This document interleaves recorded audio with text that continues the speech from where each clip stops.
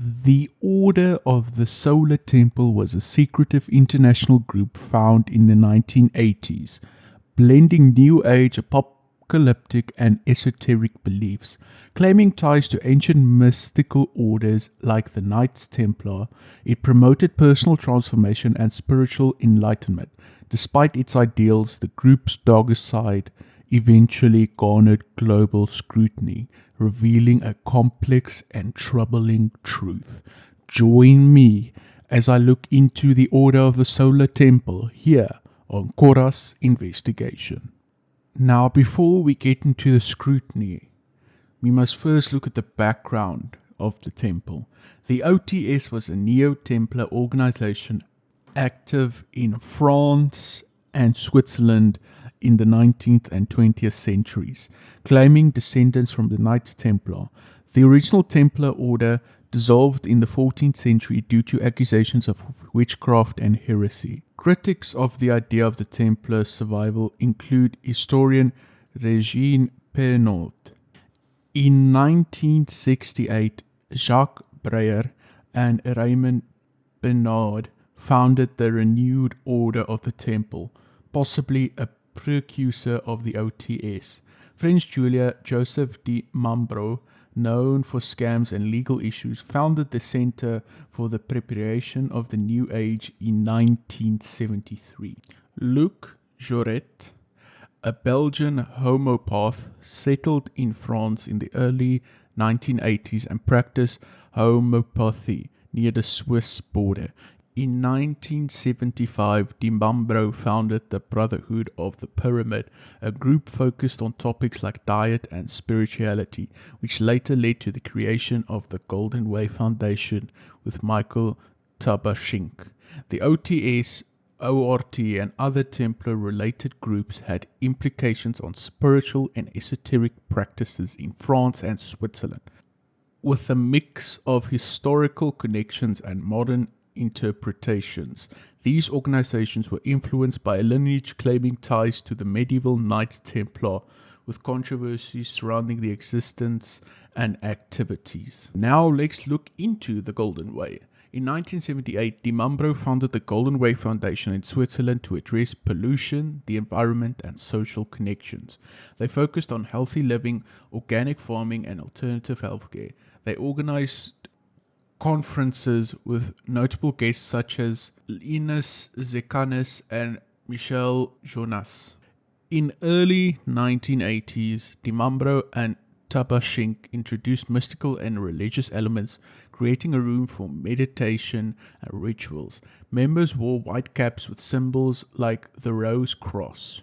Di Mambro founded the Amenta Society to spread the ideas and recruit new members. Jouret, known for spiritual connections and homeopathy, quickly became a prominent member.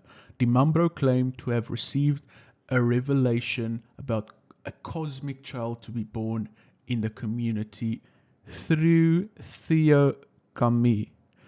A ceremony confirmed this belief, although the child was actually Di Mambro's with his young mistress Bellaton. Their child, named Emmanuel, was considered a new Christ but born female. The group faced internal conflict after Orgy's death, with Jouret eventually becoming the new leader of the order. A schism occurred with the group, leading Jouret to form a new branch in Martinique and Quebec. Tabashink was appointed president of the Golden Way Foundation the same year. Now let's look at the organization itself. The group, known as the Solar Temple, used various names during its existence, but the Solar Temple has become the common term following the deaths of its members. The organization had flexible organizational structure typical of many new religious movements. The Order of the Solar Temple was just one part of a larger group, with many core members not officially part of it. The Amenta Club, later renamed Atlanta, was the public face of the organization, with lectures on the New Age topics and recruitment to more secretive Arcadia clubs. The most secretive layer was the International Order of chivalry solar tradition. The Order of the Solar Temple had strict hierarchy with 3 degrees corresponding to different levels of membership and initiation rituals.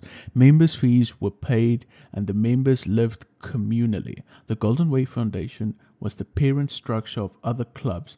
Overall, the organization had a complex structure with various levels and rituals reflecting its secretive nature. Now let's look at the Solar Temple's beliefs and practices. The Order of the Solar Temple was an esoteric movement with teachings only shared with those advanced in the organization.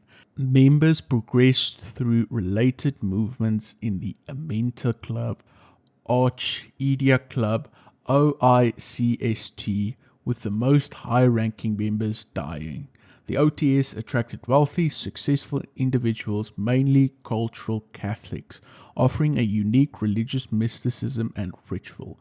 Its approach was elitist and focused on esoterics, rejecting fundamentalization.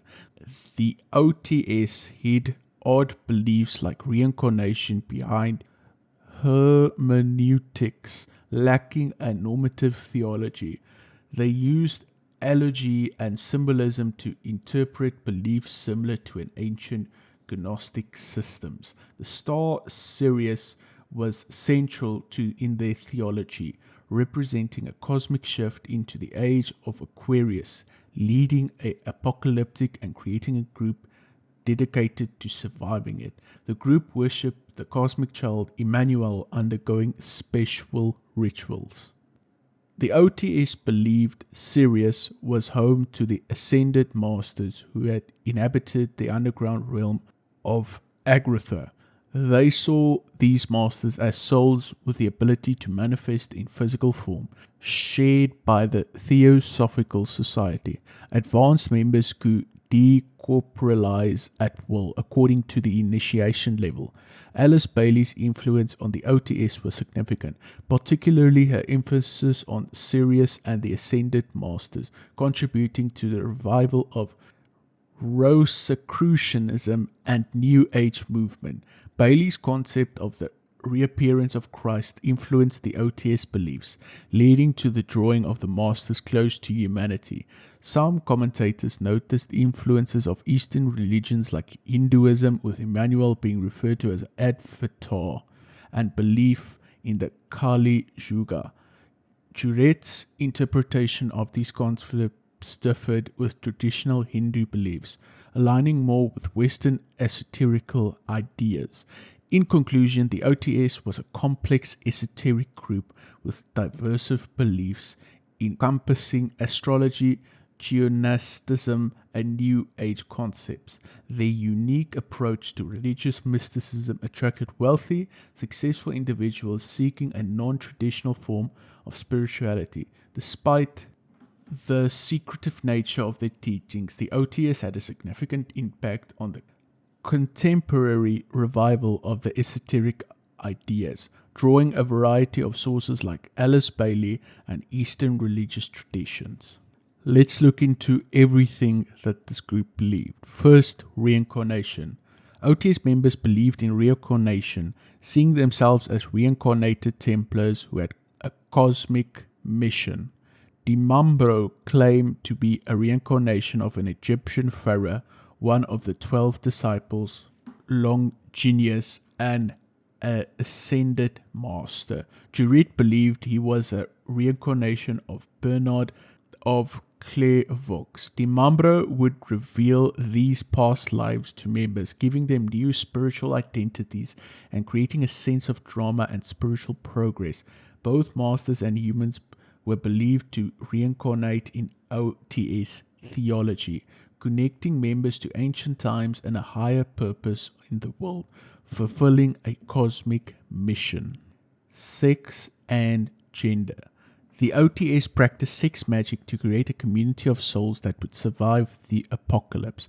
They engaged in cosmic coupling and cosmic marriages, where couples were separated and paired with other members in ceremonies to bond their discarnate archetypal forms. The goal was to birth elite cosmic children who would form the consequence of the new humanity.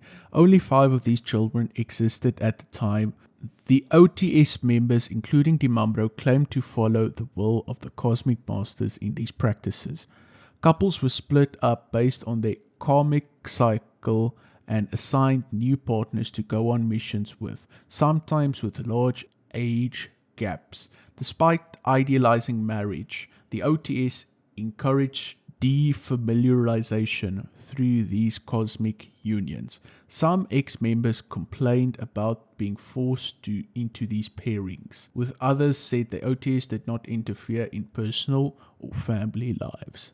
The OTS believed the souls had no gender, although their practices of cosmic marriage and the gendered nature of the ascended masters posed challenges to this belief.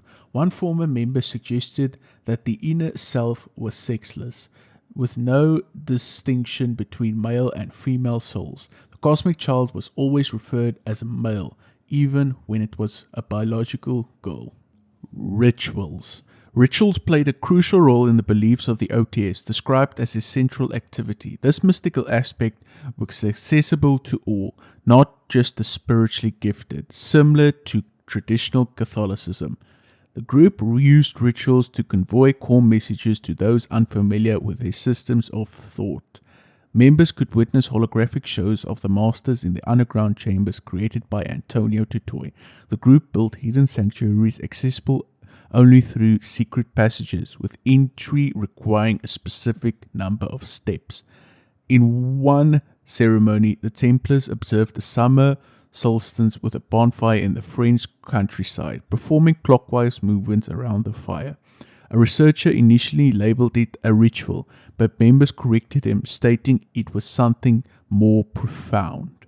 Transit. The term transit in the Order of the Solar Temple is derived from the AMORC, where it signifies deaths among other terms borrowed by the organization. It was introduced by Dimambro in 1990 or 1991, envisioning a voluntary departure of members to another dimension or planet. Members were told to be prepared for a sudden summons, as their transit could happen at any time.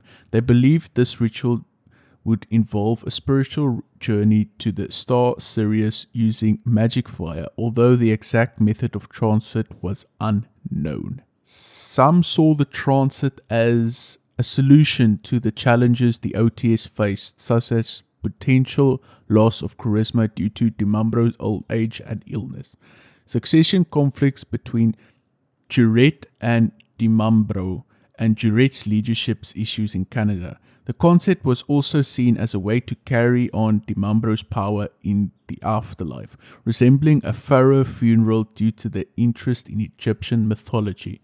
Members did not perceive the transit as mass suicide, but rather as a means of avoiding disaster. Some interpret it as a recollection of symbolic move, maintaining continuity with the group's survivalist beliefs by suggesting survival in another dimension where one was doomed. Now let's look at the history. In 1984, Luc Jurette and Joseph Dimambro created the International Chivalric Order of the Solar Tradition in Geneva, later known as the Order of the Solar Temple. Jurette was the public face with Dimambro as the true leader. The group mainly operated in French-speaking Europe and Quebec, with a plan to expand to the US through translations.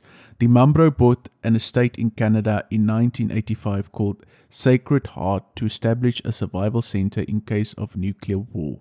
The order also acquired properties in Quebec and Switzerland, funded by the members' contributions. Dimambro commissioned the Archie, a series of writings to guide the ascension within the order.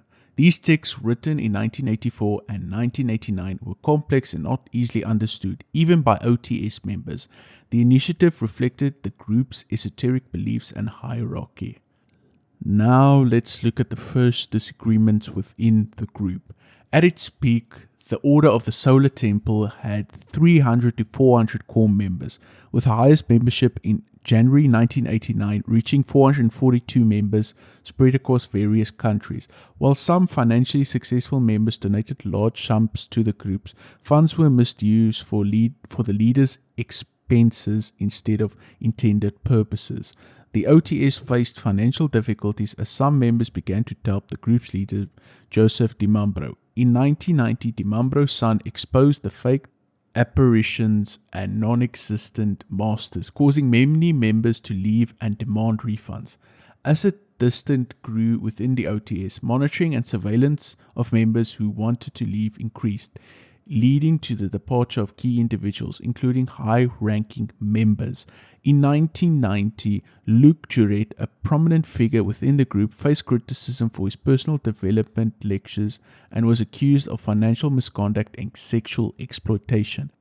This led to a power struggle between Quebec and Swiss members, resulting in Juret stepping back from the leadership roles within the OTS. Ultimately, the internal strife and external controversies led to the decline in the OTS influence and membership. The group's reputation suffered as key members left and leadership struggles intensified. By January 1993, Juret had exited the Solar Temple's executive committee, signaling a shift in power and dynamics within the organization. Despite once being a prominent spiritual group, the OTS faced a significant decline in the 1990s due to internal dissent and external controversy surrounding its leaders and practices. Apostates. The OTS largely avoided attention from the anti-cult movement in the 1980s, with only a brief mention in a French booklet in 1984. In 1991, a former member, Rosemary Klaus, reached out to a cult-watching organization in Montreal, InfoSect, warning other organizations in Canada about the group. Dissatisfied with the OTS, Klaus sued the group and attempted to garner negative press coverage. A husband involved in the OTS left her for a cosmic marriage with another woman, leading to a dispute mediated by OTS leader Juret. However, Juret's solution based on cosmic coupling did not satisfy Klaus, who later joined anti-cult groups denouncing the OTS. The organization faced scrutiny after several morticians left to join them, prompting inquiries from anti-cult groups in Martinique and Canada. Klaus visited Martinique in 1992, furthering exposing the practices of the OTS to the media. Despite initial involvement, Klaus eventually distanced herself from the group, highlighting its controversial practices. Now let's look at the gun scandal. In the following year, the OTS encountered more trouble as the Canadian police investigated the group's potential connection to Q-37, a non-existent group that allegedly threatened to assassinate Canadian officials. The group's locations in Quebec were raided, leading to the arrest of 2 members on charges of possessing illegal weapons. The leader, Juret, had instructed the men to purchase semi-automatic guns with silencers, which were illegal in Canada. Despite receiving light sentences, the media labeled the OTS as a doomsday cult based on the information obtained from police wiretapes. Members of the group attempted to portray OTS as harmless, focusing on moral improvement and gardening rather than violence. Following the arrest, other countries and agencies such as Interpol and Australian police began investigating financial aspects of the group. Allegations surfaced about large banking transactions involving key figures in the group. Former members revealed financial misuse within the group, leading to investigations into possible money laundering by authorities in Canada and Australia. Despite feeling persecuted, the OTS faced minimal opposition from authorities, with the Canadian Public Security Minister denying claims of planned terrorist attacks by the group.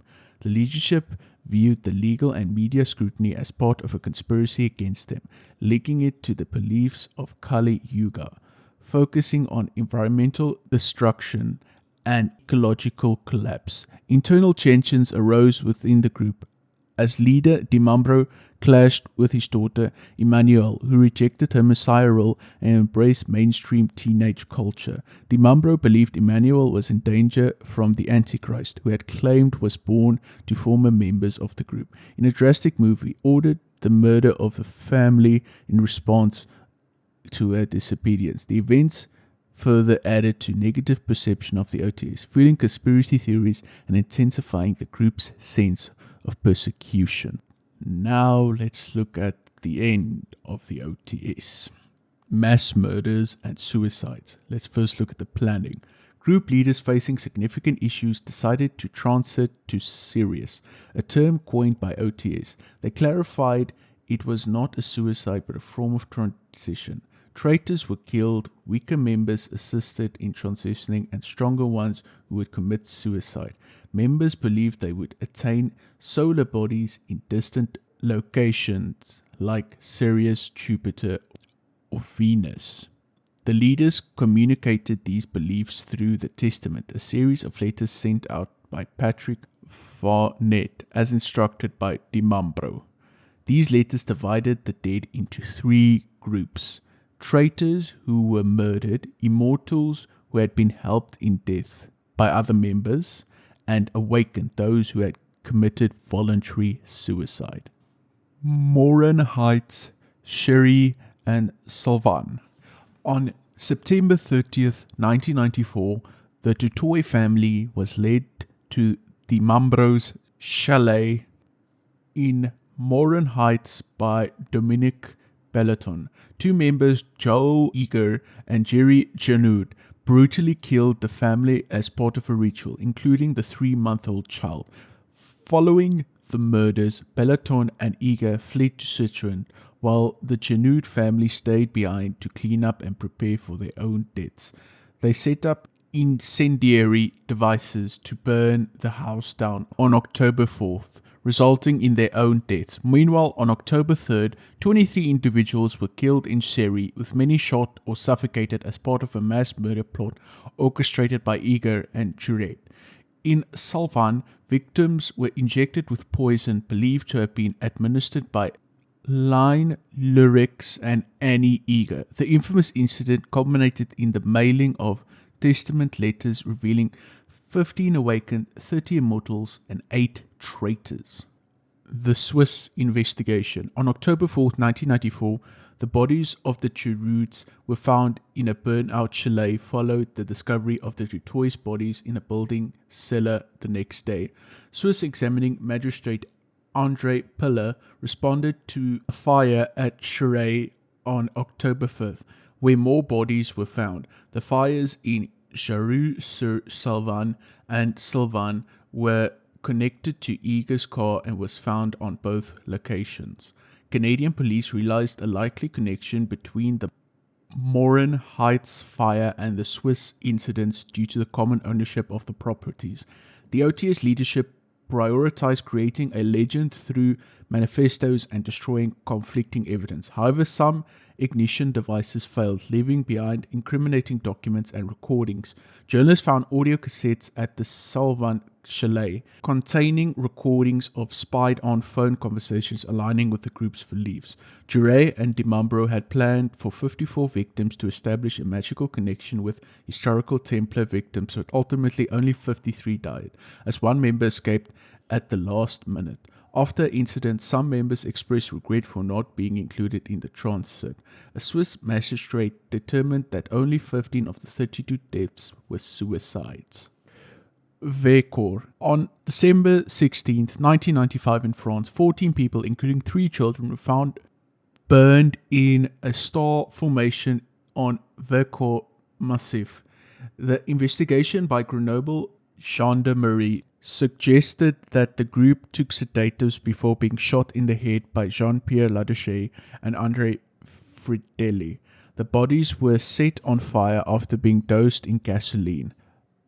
Ladouche and Fridelli shot themselves later. Christine Bonnet, a former OTS member, orchestrated the plot, claiming to communicate with the deceased leaders. Some victims left notes mentioning seeing another world.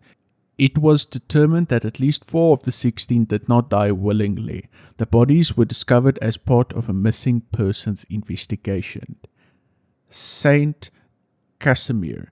On March 22nd, 1997, 5 members of the Solar Temple died in a mass suicide in Saint Casimir, Quebec, by burning the house down with them inside. The deceased included 2 couples, Chantal and Didier Cuizet, and Pauline Rio and Bruno Klaus, along with one of their parents. 3 teenage survivors, children of the Cuizets, were found drugged at the scene. After an unsuccessful attempt to include them in the suicide, the children negotiated their right to live with their parents, who eventually agreed. The adults, unable to carry out the suicide, became ill, leading to the teenagers to burn down the house at their parents' request. The children were not charged due to being drugged and influenced by the cult, while the adults left a letter explaining their belief by transitioning to another planet after death. And now we come to my part of the video, the conspiracy theories. Conspiracy theories flourished around the order of the Solar Temple due to its complex nature. Some believed in a CIA cover-up involving Jimmy Carter and aliens. Initially, media and anti-cult responses focused on brainwashing, but that shifted to theories of organized crime and money laundering. Despite efforts to link the OTS to political scandals, no concrete evidence was found to support these claims. Filmmaker Yves Bosset even made a documentary promoting these ideas. Moreover, rumors connected the OTS to high-profile figures like Princess Grace Kelly and Princess Charles, but investigations found no proof of these allegations. One individual who tried to link the OTS to famous figures was David Cohen, who claimed Kelly had been part of the group and donated substantial sums before her death. However, Swiss journalist Arnaud Bidat later discovered that the key source for these claims, known as Georges Leroux's or Monsieur Guy, was actually a fraudster with a criminal record. Leroux's allegations about Kelly's involvement and the OTS connections to her death were debunked by former OTS members who did not recognize them, as well by historic records indicating that the group did not exist at the time of Kelly's alleged initiation. Multiple books have been written about the OTS cases, including memoirs from former members and works from journalists and academics. Despite the theories and rumors surrounding the group, investigations in Canada and Switzerland have largely discredited these claims. The OTS remains a mysterious and tragic chapter in the history of cults and new religious movements, with much speculation and little concrete evidence to support the outlandish theories. And so concludes the case of the OTS, the Order of the Solar Temple, one of history's most infamous cults. But yeah, that's going to do it, ladies and gentlemen. Thank you so much to everybody for joining. This is probably going to be my longest video ever, so, well, for now, so let's go. I'm probably going to maybe reach that half an hour mark. We'll see how long this video is going to be, but thank you so much to everybody for supporting the channels. Thank you so much for supporting the shorts. Shorts have been doing really well, so yeah, thank you for that. But thank you so much. Hope you guys have a good one. Peace and cheers.